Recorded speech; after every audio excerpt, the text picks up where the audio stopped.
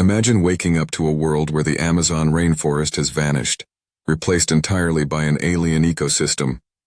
Towering bioluminescent plants spiral hundreds of feet into the air, their leaves pulsating with strange, shifting colors.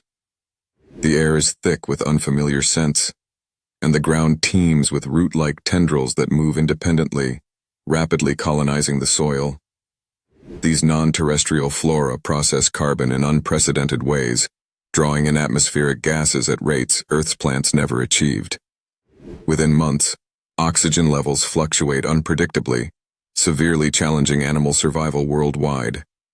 The alien plants release spores that drift on the wind, some toxic to native species, others rapidly mutating local microbes. Rivers, once bordered by lush Amazonian biodiversity, now glow with iridescent algae, drastically altering the water's chemistry. The local climate shifts as the new flora reflect sunlight differently, destabilizing rainfall patterns across South America.